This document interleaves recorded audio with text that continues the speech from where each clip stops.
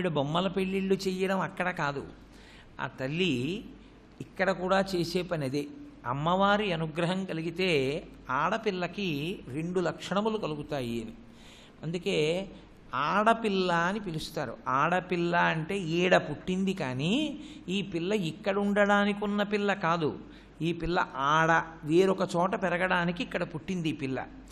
ఈ పిల్ల ఇక్కడ పుట్టి సుశిక్షితురాలై నా దగ్గర సంస్కారాన్ని నేర్చుకుని వేరొక చోటుకి వెళ్ళిపోతుంది.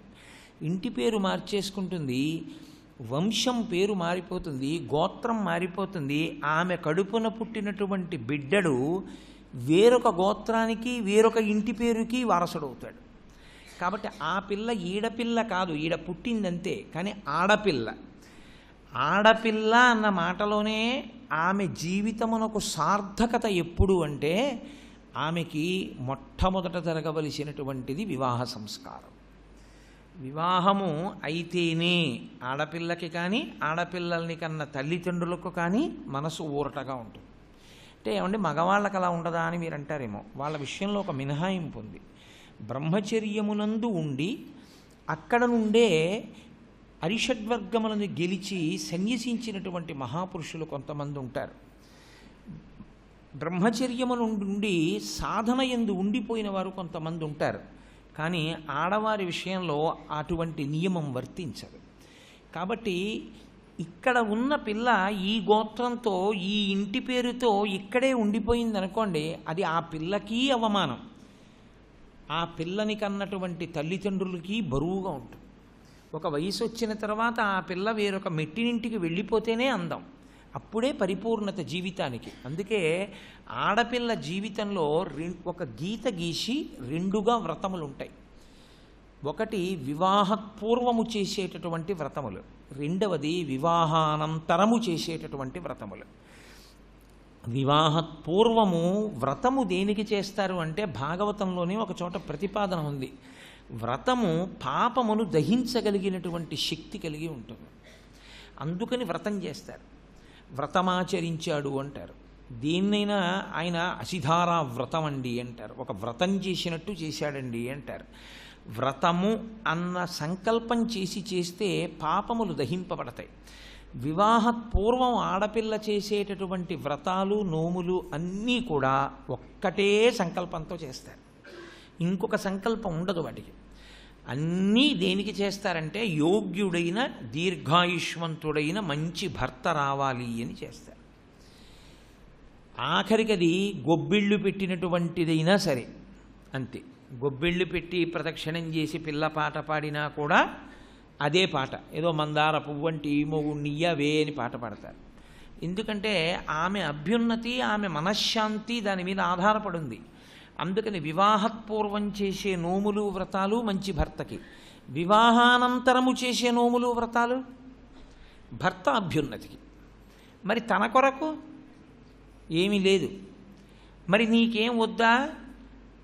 నా భర్త యొక్క అభ్యున్నతి, నా అత్తవారింటి అభ్యున్నతి, నా పుట్టింటి అభ్యున్నతి, నా అభ్యున్నతి. నాకు మరి అభ్యున్నతి వేరే లేదు. అందుకే స్త్రీ సనాతన ధర్మమునందు అంత పూజనీయమైన స్థానాన్ని పొందింది. ఈ స్థానం పురుషుడికి లేదు. ఈ త్యాగము పురుషుని యందు లేదు. అందుకే పురుషుణ్ణి నేల మీద పడి నమస్కారం చేయమంది శాస్త్రం. నువ్వింత త్యాగమూర్తివి కావు, నీకు ఇంత పవిత్ర భావన లేదు, అందుకే నువ్వు సాష్టాంగం చేసి స్వర్ణదండం పడ్డట్టు నేల మీద పడి నమస్కారం చేయండి. స్త్రీని మినహాయించి నువ్వు అలా చెయ్యొద్దు. ఒక పరమ గౌరవాన్ని ఒకదాన్ని ఇచ్చింది. ఎన్నడూ స్త్రీ నేల మీద పడి నమస్కారం చేయకూడదు. పంచాంగ నమస్కారం మాత్రమే చేస్తారు. శరీరము యొక్క ఊర్ధ్వభాగమునందు పైభాగమునందు పుట్టిన పిల్లలకి పాలివ్వడానికి ఉపకరణములుగా నిలబడేటటువంటి అవయవములు కానీ, ఈ లోకమంతా పరిఢవిల్లడానికి సంతానమును పొందడానికి మార్గమైన ద్వారము కానీ భూమిని తాకవలసినటువంటి అవసరం లేదు వాళ్ళకి. ఎందుకని అంటే దాని వలన ఈ సృష్టి అంతా ఉంది. వాళ్ళు విష్ణు స్వరూపమై బ్రహ్మస్వరూపమై హరస్వరూపమై ఉన్నారు వాళ్ళు. కాబట్టి ఎంత పూజ్య భావన చూపించారంటే ఒక్క పంచాంగ నమస్కారం చేస్తే స్త్రీ సరిపోతుంది. పురుషుడు చోటు ఉన్నప్పుడు పంచాంగ నమస్కారం చేయకపోతే దోషం వస్తుంది. అలా చేయకుండా ఉండకూడదు, సాష్టాంగమే చేయవలసి ఉంటుంది. పురుషుడు ఎప్పుడు పంచాంగం చెయ్యవచ్చు అంటే శాస్త్రం బోధ చేసింది. అలా తాను చాచుకుని నమస్కారం చేయడానికి అవకాశం లేకపోతే అప్పుడొక్కసారి మాత్రమే పంచాంగ నమస్కారం చేయవలసి ఉంటుంది. కాబట్టి స్త్రీ ఉదాత్తమైనటువంటి జీవితము కలిగినదిగా, పరమ పవిత్రమైనటువంటి స్వభావము కలిగినదిగా శాస్త్రములు వర్ణించే. అది ఆమె స్వభావమునందున్నది అన్నాయి. అది ఆమె స్వభావము తప్ప కొత్తగా తెచ్చిపెట్టుకోవడం అన్నది ఏమీ ఉండదు అని నిర్ధారించే. ఈ ఒక్క కారణానికే ప్రపంచ దేశాలన్నీ భారతదేశపు యొక్క వైభవానికి నమస్కారం చేశాయి. ఇక్కడ ఉన్నటువంటి స్త్రీ వైభవం, ఇక్కడ పుట్టినటువంటి స్త్రీల గౌరవానికే అసలు యథార్థానికి పశ్చిమ దేశాలన్నీ తెల్లబోతాయి. ఏమి పాతివ్రత్యం, ఏమి గౌరవం, ఏమి మన్నన, ఏమి మర్యాద అక్కడ ఉన్నటువంటి స్త్రీలదని. అందుకే నెలకి 3 వానలలో ఒక వాన కూడా స్త్రీ వలన మాత్రమే పడుతుంది. కాబట్టి ఇప్పుడు వివాహానంతరము చేసినవి భర్త కొరకు, వివాహపూర్వము చేసినవి మంచి భర్త కొరకు. ఇప్పుడు వివాహపూర్వం చేసినటువంటి మంచి వ్రతముల వలన ఇక్కడున్న ఆడపిల్లని, యథార్థమైన ఆడపిల్లని ఎవరు చేస్తారు? అమ్మవారే చేస్తుంది. అమ్మవారి అనుగ్రహం ఎవరికి ఉంటుందో వారి కంఠమునందు మంగళసూత్రం పడుతుంది. వారి కంఠమునందు మంగళసూత్రము పడితే వేరొక పురుషుడు ప్రమాణం చేసినట్లు లెక్క. మాంగళ్యం తంతునానేనా మమ జీవనహేతునా కంటే బధ్నామి శుభగే తం జీవ శరదాం శతం. నీ మెడలో ఈ పసుపుతాడు ఉంది అంటే నేను బ్రతికున్నానని గుర్తు. ఎంత ఉదాత్తమైనటువంటి విషయం చూడండి. అందుకే భర్తకొచ్చేటటువంటి గండకాలాన్ని ఎవరు తప్పించగలరు అని అడిగారు. భార్య తప్పించగలదు. ఆమె ఉపాసన బలం చేత ఆమె తప్పించగలదు. భర్తకి ఐశ్వర్యం కలిసొచ్చే లక్షణం లేకపోయినా భర్తని చక్రవర్తిని చేయగలదు స్త్రీ. ఇందువల్ల తెలుసా అండి, లలితా సహస్రనామంలో మనకొక నామం ఉంది, పులోమజార్చిత అని. ఎప్పుడూ శచీదేవి అమ్మవారిని పూజ చేస్తూ ఉంటుంది. అమ్మవారిని శచీదేవి పూజ చేసింది కాబట్టి ఇంద్రుడు స్వర్గలోకాధిపత్యాన్ని పొంది నిలబడగలిగాడు. ఆడది చెయ్యని పూజ భర్తని రక్షించదు. ఆడది తాను చేసే పూజ ఏదుందో అదంతా భర్త కొరకే. అందుకే వాళ్ళు వేరు పూజ చెయ్యరిక. వాళ్ళు నిద్ర లేస్తూనే వాళ్ళు చేసే పూజతోటే అసలు ఇల్లు ప్రారంభం అవుతుంది. ఎందుకంటే పురుషుడికి తిన్నగా పూజామందిర ప్రవేశం చేసే అధికారం శాస్త్రం ఇవ్వలేదు. అసలు ఒకరోజు ఉదయం నిద్ర లేచిన దగ్గర నుంచి దంపతులు ప్రవర్తించవలసిన విధానము అని మీరు శాస్త్రాన్ని తెలుసుకున్నారనుకోండి, తెల్లబోతారు. ఇంత మర్యాదగా ఉంటుందా అని. కాబట్టి పురుషుడికి లేదు అధికారం పూజామందిర ప్రవేశం చేయకూడదు. స్త్రీకి అనేక సందర్భములలో తిన్నగా లోపలికి వెళ్ళే అధికారం పురుషుడికన్నా స్త్రీకే ఇచ్చారు. ఎందుకు ఇచ్చారంటే ఒక్కటే కారణం, ఆమె నిద్ర లేవగానే మెడలో ఉన్న మంగళసూత్రాన్ని కళ్ళకద్దుకుంటుంది. ఆ మంగళసూత్రాన్ని ఎప్పుడూ సర్వమంగళాదేవత ఆవహించి ఉంటుంది. అందుకే మంగళసూత్రాన్ని ఎక్కడ పడితే అక్కడ పెట్టరు. పెళ్లి చేసేటప్పుడు దాన్ని పూర్ణఫలం కాబట్టి కొబ్బరి బొండం మీద పెట్టి అర్చన చేసి, అర్చన చేసిన తరువాత నివేదాదులు చేసి అమ్మవారిని పూజ చేసి అప్పుడు ఆ మంగళసూత్రాన్ని ఏ స్త్రీ ప్రతిరోజు తన మెడలో ఉన్న మంగళసూత్రాన్ని అంత పరమ పవిత్రంగా పూజ చేస్తోందో ఆ సర్వమంగళాదేవత అనుగ్రహం నా కూతురికి కూడా కలగాలి, నా కూతురు మెడలో మంగళసూత్రం పదిలంగా ఉండాలని కన్న కూతురు కనుక తండ్రి అత్యంత ఆర్తితో ఒక ముత్తైదువిని పిలిచి మంగళసూత్రం చేతికిచ్చి, అమ్మ అందరి సువాసినుల యొక్క కంఠాలకి తగిలించు అని అడుగుతాడు. పట్టుకెళ్ళి అందరి మెళ్ళల్లో పెడతారు. పెడితే ఆ మంగళసూత్రానికి ఈ మంగళసూత్రం తగులుతుంది. తగిలితే ఎంతమంది ఇన్నేళ్ల నుంచి అలా కళ్ళకద్దుకుని పూజ చేయడం చేత ప్రీతి చెందిన అమ్మవారు, ఆవిడ అనుగ్రహం ఈ మంగళసూత్రానికి తగిలితే ఈయన అల్లుడికి ఇబ్బంది రాకుండా తన కూతురు పసుపు కుంకాలతో ఉంటుందని తండ్రి సర్వమంగళాదేవతానుగ్రహాన్ని అపేక్షిస్తాడు మంగళసూత్రం కట్టించేటప్పుడు. అందుకే మంగళసూత్రాన్ని కూడా ఇంకెక్కడా కట్టడానికి వీల్లేదు. ఏమంటే కంఠంలోనే కట్టాలా, ఇంకో చోట కట్టకూడదా అంటే కట్టకూడదు. ఎందుకని అంటే పార్వతీ పరమేశ్వర పాద ద్వంద్వము ఇక్కడే ఉంటుంది. పార్వతీ పరమేశ్వరుల యొక్క పాదములకు తగిలేటట్టుగా 3 ముళ్ళు వేసి బొట్టు పెడితే అవి వాళ్ళ పాదములకు తగిలినంతసేపు భర్తకి వచ్చేటటువంటి గండకాలాన్ని కూడా ఈ మంగళసూత్రం కాపాడుతుంది. అందుకే వివాహం చేస్తున్నప్పుడు ఆడపిల్ల విషయంలో మంగళసూత్రం పూజ, గౌరీ తపస్సు ఈ 2 చాలా జాగ్రత్తగా చేయాలి. వాటిని వీడియోల పిచ్చితో చేసే పనులు కావు అవి. అవి పరమ భక్తి శ్రద్ధలతో తల్లిదండ్రులు చేయించవలసినటువంటి క్రతువులు. కాబట్టి పేర్వేర బొమ్మల పెండ్లిండ్లు చేయుచు అబలలతోడ వియ్యంబులుందు. ఆ తల్లి సువాసినిగా కదండి ఉంటుంది. ఆవిడే గృహలక్ష్మి, గృహే గృహే. లక్ష్మీదేవి దర్శనం, సూర్యనారాయణమూర్తి దర్శనం చాలా తేలిగ్గా అవుతాయి. ఎందుకో తెలుసా? నేను పూజ చెయ్యక్కర్లేదు లక్ష్మీదేవి దర్శనానికి. నేను ఇలా వీధిలోకి వచ్చి నిలబడితే ఆ పక్కవాటాలో ఉన్న ఆయన భార్య బయటికి వచ్చి ఆవిడ తుడుచుకుంటున్నారు అనుకోండి, ఆవిడే లక్ష్మీదేవి కాదు. నా ఇంట నా ఇల్లాలు లక్ష్మి. అందుకే ఆమెని పీటల మీదకి ఎప్పుడు నడిపించి తీసుకురారు. లక్ష్మి కాబట్టే పద్మంలో కూర్చోబెట్టి తీసుకొస్తారు. అథవా అత్తవారింటికి కూడా నడిపించి తీసుకెళ్ళకూడదు, వాహనంలో మాత్రమే తీసుకెడతారు లక్ష్మి కాబట్టి. అందుకే శ్రావణ శుక్రవారం వ్రతం చేస్తే వాయనం ఇచ్చేటప్పుడు ఒక మాట చెప్తారు, ఇందిరా ప్రతిగృహాతు ఇందిరా వై దదాతి చ అని చెప్తారు ఆడవాళ్ళు. లక్ష్మి పుచ్చుకుంటోంది, లక్ష్మి ఇస్తోంది అని చెప్తారు. కాబట్టి ఇప్పుడు ప్రతి ఇంట లక్ష్మి అయితే ఆవిడ ఏం చేస్తున్నట్టు? ఇంకొకళ్ళ పిల్లని తన కోడలుగా తెచ్చుకొని తన కూతురుని ఇంకొకళ్ళ ఇంటి కోడలుగా పంపిస్తే వియ్యం అందుతోంది, బొమ్మల పెళ్ళిళ్ళు చేస్తోంది. ఆవిడ ఈ లోకంలో ఉన్న బొమ్మలన్నింటికీ పెళ్ళిళ్ళు చేసి ఆ బొమ్మలన్నీ సంతోషంగా ఉండేటట్టు చెయ్యగలిగినటువంటి ప్రజ్ఞాశాలి. ఆడపిల్లని చేసి ఉంచుతుంది. ఆడపిల్ల అయి ఉంటే సరిపోతుందా? ఇక్కడున్న పిల్ల అక్కడికి వెళ్ళిపోయి ఎవరికో భార్య అయితే సరిపోయిందా? జన్మకి సార్థకత లేదు. అమ్మా అని పిలిపించుకోవాలి. మళ్ళీ అమ్మా అని పిలిపించుకోగలిగినటువంటి అదృష్టం కేవలంగా పరదేవతానుగ్రహం చేత కలుగుతుంది. కాబట్టి అదిగో అటువంటి తల్లి పుట్టింది అని చెప్పడానికి ఆవిడ బాల్యలీలల్ని ఇంత తేలికగా వర్ణించినట్టు పైకి వర్ణిస్తున్నారు పోతన గారు. అందున శ్రీ విద్యా సంప్రదాయ రహస్యముల యందు మహాదిట్ట పోతన గారు. ఎందుచేతనంటే మహానుభావుడు దుర్గారాధకుడైన, దుర్గా వారి ఇలవేల్పు. అందుకని ఆయనకి తెలియని విషయాలు ఏం లేవు. కాబట్టి పేర్వేర బొమ్మల పెండ్లిండ్లు చేయుచు అబలలతోడ వియ్యంబులుందు గుజ్జెనగూళ్లను కొమరొప్ప వండించి చెలులకు పెట్టించు చెలువమరసి రమణీయ మందిరా రామదేశములందు పూతీగలకును ప్రొదివెట్టు సదమలమణిమయ సౌధభాగములందు లీలతో భర్మడోలికల నూగు బాలికలతోడ చెలరేగి బంతులాడు సారికాకీర పంక్తికిని చదువు చెప్పు బర్హి సంఘంబులకు మురిపములు గరపు మందమరాళములకు చూపు మందగతులు. యథార్థానికి ఈ ఒక్క పద్యానికి వ్యాఖ్యానం చేయడానికి 1 వారం రోజులు పడుతుంది. అంత గొప్ప పద్యం, పరదేవతా తత్వమంతా పద్యంలో ఉంది.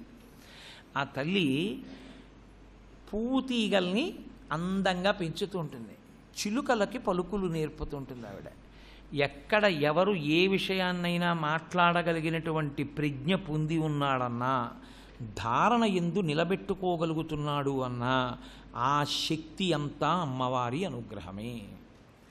అమ్మవారి అనుగ్రహం లేనినాడు ఆ కదలిక ఉండదు. అసలు లోపల నిలబెట్టుకోలేడు, నిలబెట్టుకున్న దాన్ని వ్యక్తీకరించలేడు. ఆ భాగ్యము పరదేవతానుగ్రహంగా మాత్రమే కలుగుతుంది. ఆవిడ మందమరాళములకు చూపు మందగతులు. మనకి లలితా సహస్రనామంలో ఒక నామం మరాళీ మందగమన అని. యోగులు ధ్యానైక సిద్ధులై లోపల పరదేవత దర్శనం కోసమని వెంపర్లాడతారు. ఆ వెంపర్లాడినప్పుడు వారు ఏది వింటారు అంటే ఆ ధ్యానమునందు తదేకంగా అమ్మవారి పాదములనే పట్టి ధ్యానం చేసిన కారణంలో అమ్మవారు కదులుతున్నప్పుడు అమ్మవారి పాదములకు పెట్టబడినటువంటి మంజీరములకు ఉన్న మువ్వల చప్పుళ్ళు వాళ్ళ చెవులకు వినపడతాయి. వినపడి అమ్మవారు నడుస్తుంటే అమ్మవారితో పాటుగా నడుస్తూ ఉంటారు. ఇది ఎంత దూరం వెడుతుందంటే అమ్మవారు ఎప్పుడూ వాళ్ళ చుట్టూ తిరుగుతుంటారు. కామకోటి పీఠానికి ఆధిపత్యం వహించారు చంద్రశేఖరేంద్ర సరస్వతి అన్న పేరుతోని. నడిచే దేవుడిని పేరుగాంచిన పరమాచార్య స్వామి కాదు, వేరొకరు చంద్రశేఖరేంద్ర సరస్వతి. వారితో వాదనకు వచ్చారు కొంతమంది. వాదభిక్ష కావాలి అన్నారు. భోజనం చేయండి అంటే దానికే ఉంది, భోజనం చేసి రండి మాట్లాడదామన్నారు. భోజనం చేసి వచ్చారు. వారు కూర్చున్నారు. కూర్చుని ప్రారంభించండి అన్నారు. ప్రతివాదులు మాట్లాడదామని మొదలు పెట్టబోయి ఆయన వంక చూసి, మీరేమనుకోకండి, మాకేమీ జ్ఞాపకం రావట్లేదు, మీ ఒళ్ళో ఒక చంటి పిల్ల ఒకత్తి అందమైన చిరునవ్వులతో ఆడుకుంటోంది, ఆ పిల్లని దూరంగా దింపేయండి, మేము మాట్లాడుతూ ఉన్నారు. ఆయన అన్నారు, నేను పరివ్రాజకుణ్ణి, సన్యాసిని, నా ఒళ్ళో ఆడపిల్ల చంటి పిల్ల ఎందుకుంటుంది, మీరు పరాకు పడ్డారు, మాట్లాడండి అన్నారు. వాళ్ళకి వాక్ స్తంభనం అయిపోయింది, అసలు నోట మాట రాలేదు ఆ పిల్లని చూస్తూ.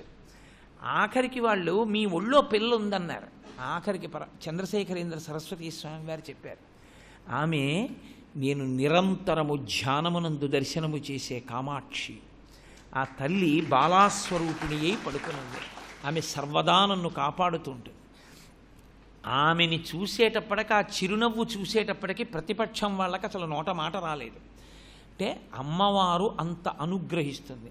పాలని నీటిని హంస వేరు చేసినట్టుగా వివేకంతో జగత్తుని బ్రహ్మాన్ని వేరు చేసి అనుభవించగలిగినటువంటి అద్వైత స్థితికి చేరుకోగలిగినటువంటి గొప్ప జ్ఞానాన్ని ఆ తల్లి మాత్రమే అనుగ్రహించగలదు. అటువంటి తల్లి ఉందే, అటువంటి పరదేవత ఉన్నదే, ఆ పరదేవతయే రుక్మిణీదేవిగా ఇక్కడ ఆవిర్భవించినది. ఆ తల్లి తలుచుకుంటే ఏమివ్వలేదు, ఆ తల్లి తలుచుకుంటే ఏవైనా ఇచ్చేస్తుంది లోకంలో. ఆవిడ అనుగ్రహం ఉండాలి, బతుకు పండిపోవాలంటే ఆవిడ అనుగ్రహమే కారణమవుతుంది. ఎందుచేత నేను ఈ మాట అంటున్నానంటే, ఆవిడ ఒక్క చిన్న సంకల్పం చేసింది అనుకోండి, అంతే, వాడు మహాజ్ఞాని అయిపోతాడు. జ్ఞాన సంబంధరంత గొప్పవారు ఎందుకయ్యారు? ఎక్కడో శీర్గాళిలో తండ్రి గారు సంధ్యావందనం చేసుకోవడానికి వెళుతూ గుళ్ళో కోనేట్లో ములగబోతూ, ఒరే నేను వెళ్ళి మునికితే స్నానం చేస్తాను సంధ్యావందనం చేయడానికి, ఆ స్నానం చేసినప్పుడు నేను కనపడనప్పుడు, ఆ మునక వేసినప్పుడు పిల్లాడు బెంగెట్టుకుని ఏడుస్తాడేమోనని ఆయన ఉత్తినే వాడిని ఏమార్చడానికి అన్నారు. గుడిగోడ చూపించి, అదిగో చూసావా ఇద్దరు, వాళ్లే పార్వతీ పరమేశ్వరులు. నిజానికి నేను కాదు తండ్రి, ఆయన తండ్రి. నీకు నాకు ఈ జగత్తునకు తండ్రి ఆయన. నీకు భయం వేస్తే నాన్న అమ్మ అని వాళ్ళిద్దరినీ చూసి పిలు అని వెళ్ళిపోయాడు ఆయన. వెళ్ళిపోయిన స్నానం చేద్దామని కోనేట్లో ములిగారు. తండ్రి కనపడలేరు పిల్లాడికి. తండ్రి చెప్పిన మాట గుర్తొచ్చి గోడవంక తిరిగి అమ్మా నాన్న అమ్మా నాన్న అని పిలిచాడు. శివుడు అన్నాడు, వాడు బొమ్మ కాదు, మన ఇద్దరం అమ్మా నాన్న అని నమ్మి పిలుస్తున్నాడు, కదలమే ఎక్కువ నంది వాహనం అన్నాడు. ఆవిడ ఎక్కింది, గబగబా వచ్చారు మంటపంలోకి. పిల్లాడిని ఎత్తుకుని ఒళ్ళో కూర్చోబెట్టుకుని ఆవిడేమో వచ్చేస్తాడు మీ నాన్న ఆగు ఆగు అంటాను. వాడేమో ఏడుస్తున్నాడు, అమ్మా అమ్మా అమ్మా అంటున్నాడు. ఆవిడ్ని చూసి చెప్పాడుగా మరి తండ్రి.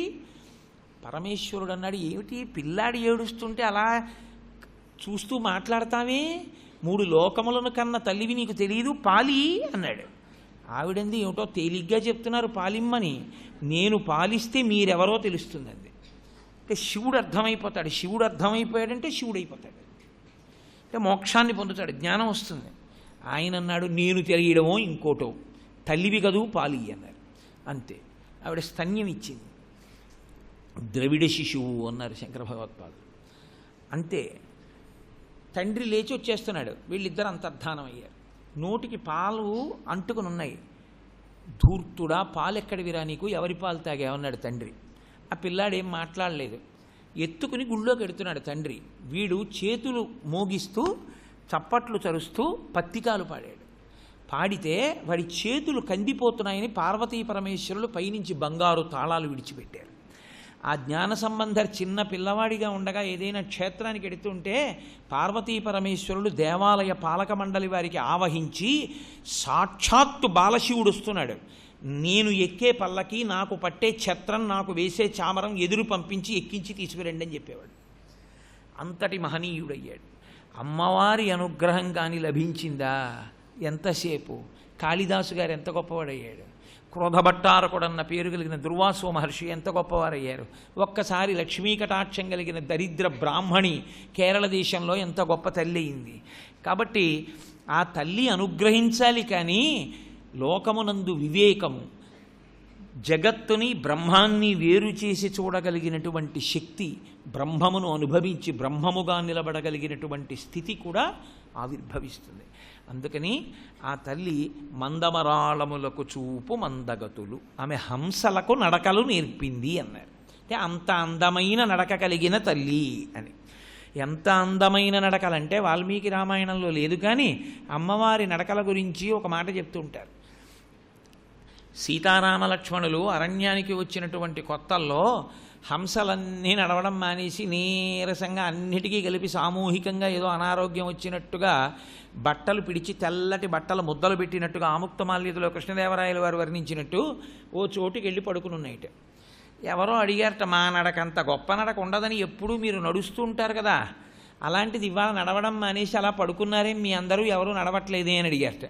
అడిగితే ఆ హంసలు అన్నాయిట, నిన్నటి వరకు మేము గొప్పని అలాగే నడిచాం, కానీ ఇవాళ అరణ్యంలోకి ఒక స్త్రీ వచ్చింది, ఆమె నడకలు చూసి మా నడకలు ఎంత గొప్పవిలే, ఆవిడది నడకంటే అని సిగ్గేసి మేము నడవడం మానేసి పడుకున్నామన్నాయి. సీతమ్మ తల్లి వచ్చింది అరణ్యంలోకి.